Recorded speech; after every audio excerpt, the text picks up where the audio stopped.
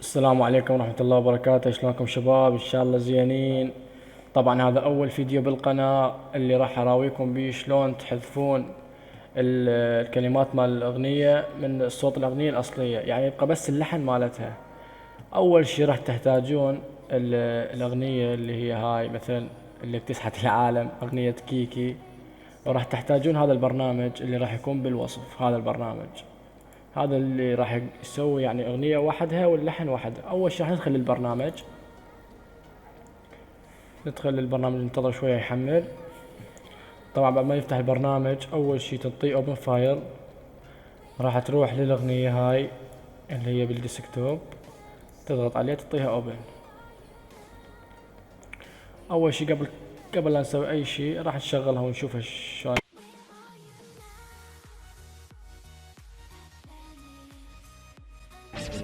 Trap, trap, money, penny.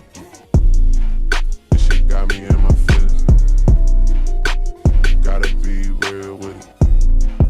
Yeah. Kiki, do you love me?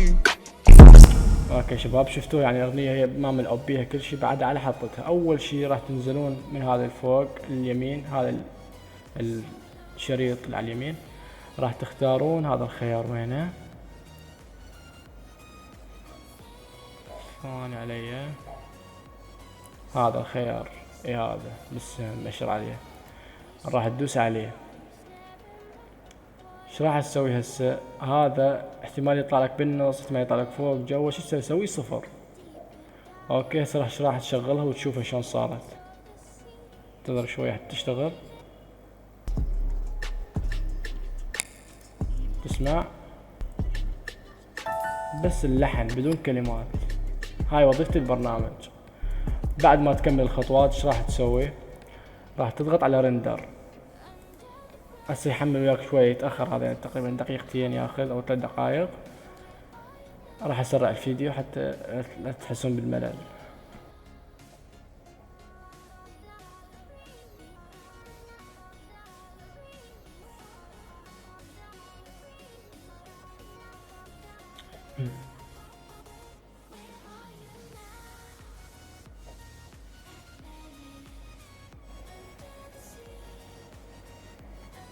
اوكي شباب، خلص التحميل. ايش راح تسوي؟ خلينا نتأكد منها، نشغلها من البداية، نسمع الأغنية.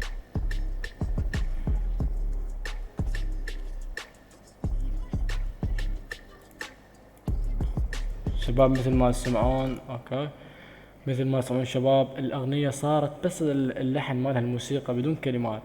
بعد ما تسوي هذا كله شو تسوي؟ شلون تحفظ المقطع الصوتي؟ تجي على هنا فوق فايل على اليسار، تدوس عليه، تجي على سيف اس، هاي تدوس عليها سيف اس، تجي هنا تخليها ام بي 3 الصيغة مالتها وتدوس اوكي. تختار مكان الحفظ، على سبيل المثال نختار مثلا خانة دي، تنطي سيف. هسه راح يسوي لك حفظ وتكمل الشغلة.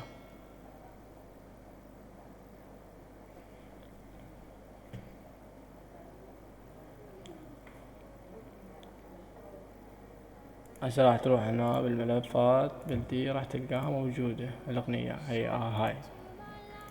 فيا شباب نتمنى منكم الدعم بالقناة هذه، تعطون اشتراكات ولايكاتكم، وشكرا للمشاهدة.